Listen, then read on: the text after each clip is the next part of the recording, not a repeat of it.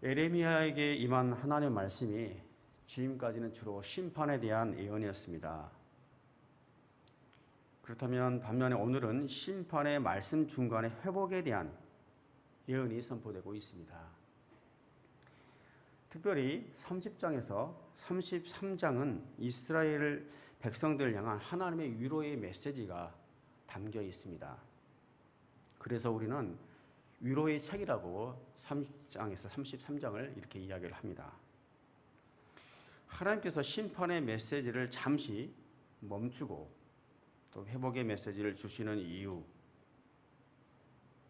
그 이유는 하나님께서 선택한 사랑하는 백성이라고 할지라도 죄에 대해서는 엄중한 징계를 하는 것, 징계를 피할 수는 없다라는 메시지를 줌과 동시에 혹독한 징계 속에서도 그렇지만 낙담하지 말고 소망을 가지고 하나님을 바라보며 인내하라고 하시는 하나님의 마음일 것입니다.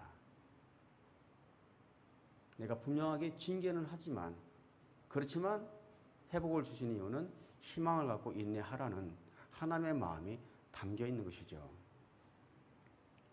이렇게 심판과 회복의 메시지를 통해서 우리는 하나님의 공의 또 하나님의 사랑을 함께 느낄 수 있는 것 같습니다.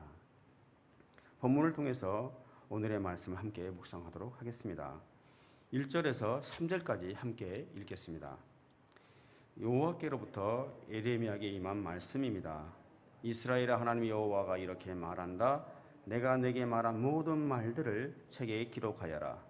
여호와의 말이다. 보라, 내가 내 백성 이스라엘과 유다를 포로 상태에서 돌아오게 할 날들이 이를 것이다.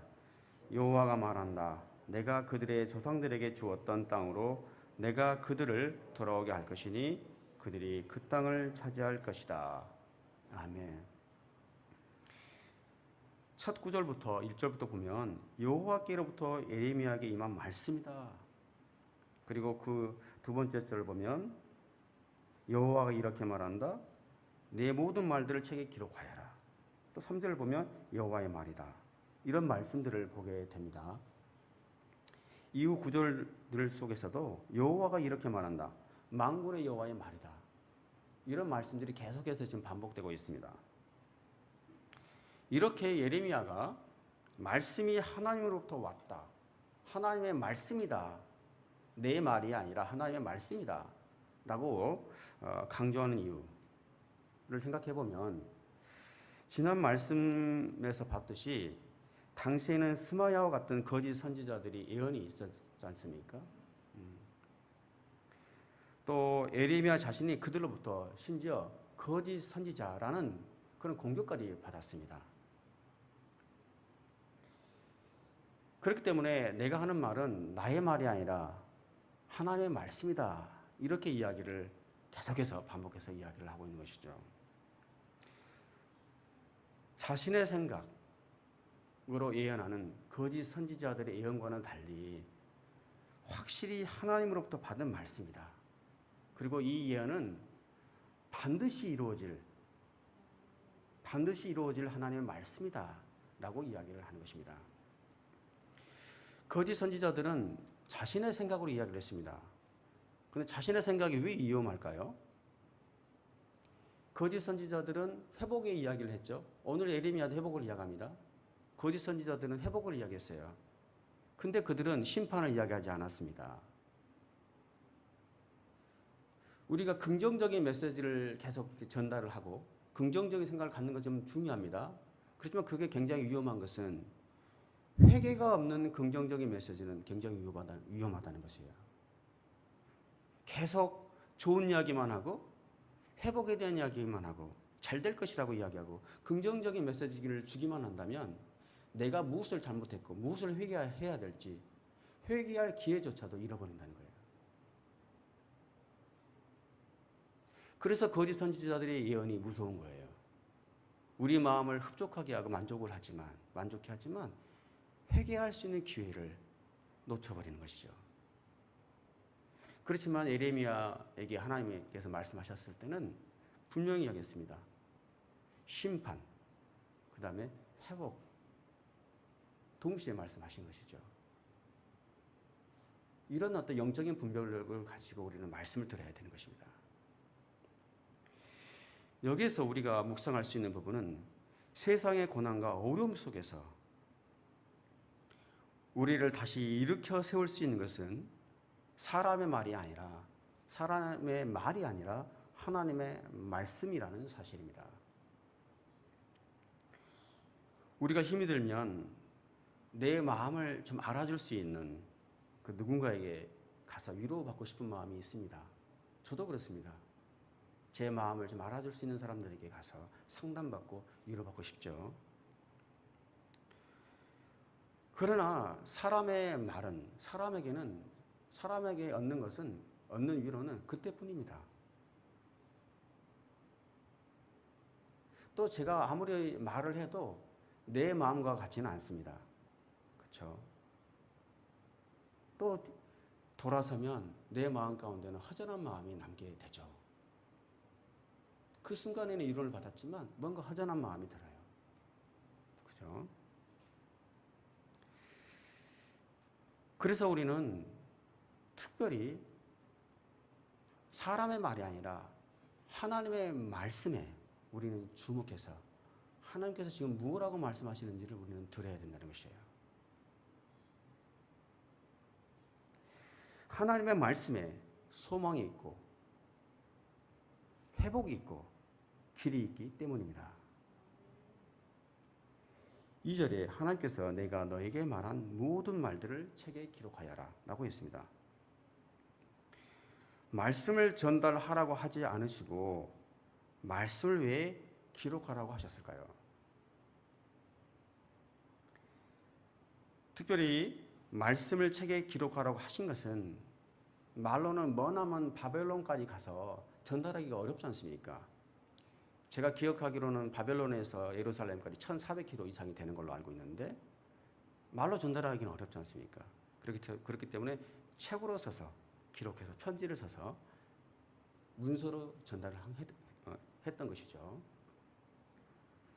그래서 포로로 끌려간 그 백성들이 그곳에서 이 글을 읽고 현재 어떤 삶을 살아야 할지를 알려주고 비록 어렵고 힘겨운 현실 속에 있지만 너희를 향한 하나님의 계획이 있으니 절망하지 말고 소망을 가지고 살아가라는 메시지를 주기 위한 것입니다.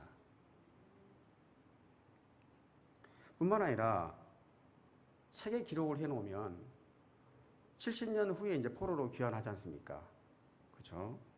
귀환한 이후에도 이 기록된 하나님의 말씀을 읽게 되면 포로로 귀환한 백성들이 말씀을 읽게 되지 않습니까?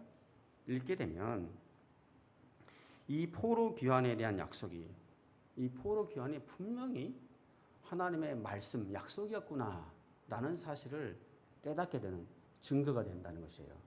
문서가 없으면 증거가 없지 않습니까? 정말 하나님은 약속이 하나님이시구나. 하나님의 말씀은 정말 틀림이 없구나. 귀환한 백성들이 알도록 증거로 삼기 위해서 문서로 기록해 놓는 것이죠. 그래서 그런지 유독 포로기 전후에 보면 전후에 기록된 예언서들이 상당히 많이 남아있어요. 지금도. 우리 성경 말씀 말고도 성경에 기록된 66권의 책 중에서 예언서 말고도 다른 문서들이 많이 남아있어요. 거기에는 심판에 대한 분명한 예언이 있고 또 회복에 대한 하나님의 약속의 말씀이 기록돼 남겨진 문서들인 것이죠. 또 생각해보면 오늘날 우리에게도 이렇게 기록된 하나님의 말씀이 있었기 때문에 한 권의 성경책으로 우리 손에 들려져 있는 것이고 또 수천 년 전에 2000년, 3000년 전에 하나님의 말씀이지만 그 말씀을 이 현재의 시간에 맞춰서 하나님의 말씀을 읽고 묵상할 수가 있는 것이죠. 그래서 하나님의 뜻이 무엇인지를 우리가 깨달을 수 있는 것입니다. 이렇게 기록한다는 것은 매우 중요한 것 같습니다. 기록할 당시의 삶의 역사, 배경, 가치들이 당대뿐만 아니라 그 당시뿐만 아니라 시대를 넘어서 다음 세대에게 중요한 메시지가 되기 때문입니다. 그래서 우리는 기록해서 다음 세대에게 우리가 남겨줄 필요가 있는 거예요. 제가 잘 아는 이제 선교사님 중에서 김만신 선교사님이라고 계세요. 목사님이십니다. 상당히 많은 수십 개의 그 교회를 개척했던 분이시고, 특별히 일본에는 CCC를 개척했던 선교사님이십니다. 김준고 목사님의 제자이며 하영재 목사님의 선배입니다. 그래서 목사님을 자주 제가 뵙게 됐어요. CGN 사역을 하면서. 그럼 저에게 늘 하시는 말씀이 있었어요. 어떤 말씀이냐면, 기억력이 좋은 천재보다 기록을 잘하는 둔재가 더 낫다고 이야기를 하셨어요. 아무리 기억력이 좋은 천재라도 기록하는 둔재보다 둔재를 따라갈 수가 없는 거예요. 그래서 목사님의 수첩을 보면 아주 수십 권이 있어요. 정말 많아요. 빼곡히 있는데 10년 전 몇 월 며칠 딱 펴서 거기 보면 누구를 만났고 누구랑 어떤 대화를 나눴는지가 빼곡히 적혀 있어요. 그래서 저를 만났던 날짜, 그리고 누구랑 함께 동석을 했고 그때 무슨 이야기를 했는데 요점이 다 정리가 되어 있는 거예요. 그렇기 때문에 목사님은 10년 전, 15년 전에 수첩을 끼워내서 그 날짜를 가게 되면 그것을 보면 그때 과거에 누구를 만났는지가 생생하게 기억이 난다는 거예요. 그래서 그 수첩들의 내용들을 정리해서 또 책으로 편찬하시더라고요. 책으로. 그래서 참 기록한다는 것이 매우 중요하구나. 이런 생각을 제가 생각을 하게 됐어요. 기록이 참 중요한 것 같습니다. 하나님께서 예레미야를 통해 주신 메시지는 세 가지입니다. 여호와의 말이다. 첫째, 3절 말씀인데요. 내가 내 백성 이스라엘과 유다를 포로 상태에서 돌아가게 할 날들이 이럴 것이다. 날이 올 것이다. 두 번째, 내가 그들의 조상들에게 주었던 땅으로 내가 그들을 돌아오게 할 것이다. 땅으로 돌아오게 할 것이다. 세 번째, 그들이 약속의 땅을 다시 차지하게 될 것이다. 약속의 땅을 다시 회복하게 될 것이다. 라는 메시지, 세 가지 메시지를 주십니다. 곧 너희들이 포로로 잡혀가지만, 또 이미 잡혀가 있죠. 또 아직 멸망 전이기 때문에 곧 잡혀가겠지만 분명히 돌아올 날이 올 것이고 조상들에게 줬던 약속의 땅으로 돌아와서 다시 이 땅을 차지하게 될 것이다. 그러니 희망을 가지고 고난을 인내하라 라는 메시지입니다. 또 회복될 때는 남북으로 이제는 갈라지지 않고, 북이스라엘이 멸망하고 남유다가 후에 멸망하지 않습니까? 남북으로 갈라져 있었는데 회복될 때는 하나로, 하나된 통일된 국가로 회복시킬 것이다 라는 메시지입니다.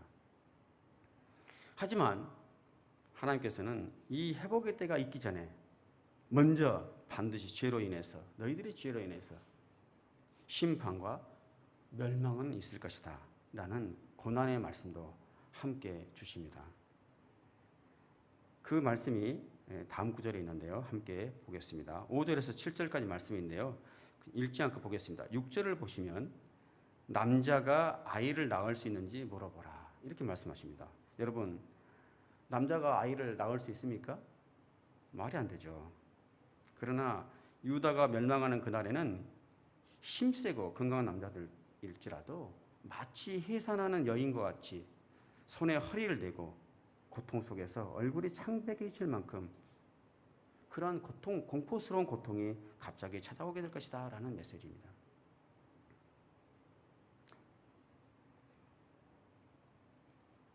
멸망의 상황이 얼마나 힘들고 공포스러운지를 표현해 주고 있는 것이죠. 임신하지 않은 남자가 마치 해산한 여인처럼 고통스러워한다는 이야기입니다. 그래서 이 말씀을 기록해서 읽는 유다 백성들에게는 앞으로 닥칠 미래, 곧 닥칠 미래가 너무나 참 두렵고 암울한 내용이었을 것입니다. 실제로 바벨론에 의한 멸망은 아주 긴급하고도 또 공포스럽고 잔혹했습니다. 저에게 하나님께서 이제 새 아이를 저에게 주셨는데 제가 자주 말씀하게 되는데요. 제 아내가 아이를 이제 3번 낳지 않습니까? 세원을 낳을 때 제가 표정과 그런 모습들을 제가 지켜봤기 때문에 갑자기 식은땀이 나고 호흡이 가빠지고 어떻게 해야 될지 모르고, 저 같은 경우는 두 아이가 10개월도 되지 않는 상태, 6개월에 태어났고 8개월 만에 태어났기 때문에 아주 놀라워 상황이 준비되지 않는 상태에서 출산을 제가 경험한 건 아니죠. 옆에서 지켜봤기 때문에 아내가 정말 힘들어하는 그런 모습들을 제가 3번이나 제가 경험을 했는데요. 할 때마다 늘 느끼는 것은 아이는 다시는 낳아서는 안 되겠구나. 이런 생각을 제가 계속 하게 되었어요. 예. 지금도 상당히 오래된 기억입니다만은 아직도 그 순간의 광경과 그 느낌이 그대로 생생하게 남아 있습니다. 그러나 이게 끝이 아니라는 것이죠. 출산의 고통 뒤에는 우리가 늘 이야기하는 이야기지만 새롭게 태어난 생명으로 인한 기쁨이 있지 않습니까? 그렇기 때문에 저도 셋을 낳지 않습니까? 그렇듯 고통 뒤에는 회복이 있을 것이라는 희망의 메시지를 하나님께서 주십니다. 8절에서 9절 말씀 함께 읽겠습니다. 만군의 여호와의 말이다. 그날에 내가 그들의 목에서 멍에를 깨뜨리고 그들을 묶는 끈을 끊어 버릴 것이다. 이방 사람들이 그들을 더 이상 종으로 삼지 못할 것이다. 그들은 그들의 하나님 여호와를 섬기고 내가 그들을 위해 길을 일으킬 그들의 왕 다윗을 섬길 것이다. 아멘.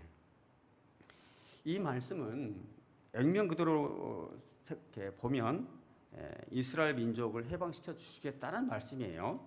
근데 이 말씀은 단지 이스라엘 민족의 해방만을 말씀하기보다는 우리 인류의 구원에 대한 매우 묵시적인 예언이라고 말할 수 있습니다. 좀 더 자세히 설명을 해드리면 하나님께서 말씀하신 대로 이스라엘 백성들은 실제로 70년 이후에 포로 생활로부터 해방되어서 이스라엘 땅으로 돌아옵니다. 그렇지만 이스라엘의 역사를 또 보면 그 이후에는 그리스나 로마에 의해서 계속 지배를 받아요. 사실 독립국가가 아닙니다. 그죠? 식민지였습니다. 계속해서 지배를 받고 있어요. 그 다음에 또 심지어 AD 70년 이후에 성전이 파괴되고 예루살렘에 완전히 함락되지 않습니까?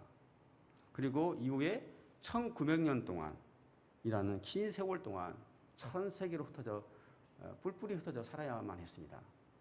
그렇기 때문에 실질적으로 나라가 회복된 건 아니에요. 또 자유를 주신 것도 아니고요. 그래서 우리는 이 말씀을 영적인 의미로 이 본문을 읽어야 되는 거예요. 하나 우리가 눈에 보이는 역사도 중요하지만 눈에 보이지 않는 영적인 의미를 우리는 함께 읽어낼 수 있어야 되는 거예요. 이 본문에서. 무슨 말씀이냐면 우리는 죄의 지배 아래 죄의 노예로 우리는 살았지 않습니까? 살고 있습니다. 그러나 하나님의 은혜의 때가 차서 예수 그리스도께서 이 땅에 오셔서 우리의 죄와 사망의 멍에를 깨트려 주시고 우리를 묶고 있던 죄의 사슬을 끊어 버리셨습니다. 우리 스스로의 힘으로는 죄와 죽음의 문제를 해결할 수 없기 때문이죠. 그래서 주님께서 우리의 사망의 멍에를 깨트리시고 우리의 죄의 사슬을 끊어버리신 것이죠. 주님께서 친히 죄의 문제를 담당하시고 해결해 주셨습니다. 그래서 우리는 더 이상 죄의 노예가 아닙니다. 죄의 종이 아닙니다. 로마서 8장 2절 말씀처럼 그리스도 예수 안에 있는 생명의 성령의 법이 죄와 사망의 법에서 죽음의 법에서 저와 여러분을 해방했기 때문입니다. 예언서에서 하나님께서 이스라엘 백성들에게 회복이라는 말씀을 많이 사용하십니다. 이 회복이라는 말씀을 사용할 때는 단순히 육신의 해방을 말하지 않고 우리의 영적인 자유와 영적인 해방을 말씀하시는 것이죠. 물론 기본적으로는 역사 안에서도 실제로 그런 일들이 일어납니다. 역사에서 일어나는 건 기본이고 그렇지만 우리는 제가 말씀드린 것은 그 역사 이면에 있는 영적인 의미까지 우리는 읽어내야 된다는 것이죠. 실제로 역사 안에서도 그렇게 이루어집니다. 9절 말씀처럼 우상을 섬기는 백성에서 이제는 하나님을 섬기는 자로 돌아오는 것. 영적인 희망이 무엇인가? 하나님을 섬기는 자리로 돌아오는 것. 하나님을 섬기는 자리로 돌아오는 것. 이것이 바로 진정한 회복의 의미인 것이죠. 세상의 군주를 왕으로 섬기는 나라가 아니라 하나님을 왕으로 섬기는 하나님의 나라. 그게 진정한 회복인 것입니다. 9절 본문 말씀의 9절 말씀의 끝을 보면 그들을 위해 다시 일으킬 그들의 왕 다윗을 섬길 것이다 이렇게 되어 있습니다. 무슨 말씀일까요? 다윗의 가지, 다윗의 자손으로 오시는 메시아, 바로 예수 그리스도를 왕으로 주님으로 섬기는 하나님의 나라가 오게 될 것이다. 하나님의 나라가 회복될 것이다 라고 말씀하고 계십니다. 그 예수 그리스도를 주님으로 섬기는 저와 여러분이 진정한 자유자인 것입니다. 10절 11절 제가 읽겠습니다. 여호와의 말이다. 그러므로 내 종 야곱아 두려워하지 말라. 이스라엘아 놀라지 말라. 보라 내가 너를 먼 곳에서 구원할 것이고 포로된 땅에서 네 자손을 구원할 것이다. 야곱이 다시 돌아와 평화와 안전을 얻고 그를 두렵게 할 사람이 아무도 없을 것이다. 여호와의 말이다. 내가 너와 함께 너를 구원할 것이다. 내가 너를 흩었던 모든 민족들을 완전히 멸망시킬지라도 너는 내가 완전히 멸망시키지 않을 것이다. 그러나 내가 너를 정의로 훈계하고 네가 결코 처벌을 면하게는 하지 않을 것이다. 아멘. 회복의 메시지입니다. 구원과 평화와 또 희망의 메시지죠. 그러나 여기에는 보다 더 어찌 보면 우리가 주목해서 봐야 될 중요한 메시지가 있습니다. 11절 끝을 보십시오. 그러나 내가 너를 정의로 훈계하고 네가 결코 처벌을 면하게는 하지 않을 것이라고 하셨습니다. 무슨 말씀입니까? 구원을 하긴 할 텐데 잘못은 잘못대로 심판하시겠다는 거예요. 내가 너희를 사랑해서 구원하겠지만 벌은 주겠다는 것입니다. 여러분, 우리가 예수 그리스도를 믿기만 하면 이 땅에서 어떤 죄를 지어도 대가를 치르지 않아도 됩니까? 괜찮습니까? 그렇지 않죠. 물론 우리를 향한 구원의 약속, 구원의 확신이 사라지는 것은 아닙니다. 그렇지만 우리가 짓는 죄에 대해서는 믿지 않은 사람과 동일하게 하나님께서 우리에게 그만한 책임을 물으시고 징계하신다는 것입니다. 거룩한 하나님의 백성으로 성숙해져 가고 이 땅에서 성숙해져 가도록 이 땅에서 징계하고 훈계하시는 것이죠. 이런 징계를 통해서 우리는 이 땅에서 거룩한 백성으로 성장해 가고 예수 그리스도를 하나님을 더욱더 닮아가게 되는 것입니다. 그러나 우리가 두려워하지 않을 것은 11절 말씀이 있습니다. 내가 너와 함께 너를 구원할 것이다. 내가 너를 흩었던 모든 민족들을 완전히 멸망시킬지라도 너는 내가 완전히 멸망시키지는 않을 것이다 라고 하셨습니다. 이 말씀이 있기 때문에 우리는 두려워할 필요가 없는 것이죠. 너를 징계하지만 너를 포기하지 않고 끝까지 지켜줄 것이다. 너를 멸망시켜주지 않을 것이다. 누가요? 하나님이. 그렇기 때문에 우리는 이런 믿음과 소망을 가지고 살아갈 수 있는 것입니다. 여러분, 고난의 시기가 길어지고 있습니까? 저와 여러분과 함께 하시는 하나님께서 그분의 신실함으로 그분의 모든 계획 속에서 끝까지 우리를 지키시고 문제를 해결해 가실 것이고 우리를 생명의 길로 인도하실 것입니다. 저와 여러분 안에서 선한 일을 시작하신 그분께서 그리스도 예수의 날까지 그 일을 반드시 성취하실 것이기 때문입니다. 오늘도 이 말씀을 붙잡고 승리하며 나아가는 저와 여러분들이 되시기를 축복합니다.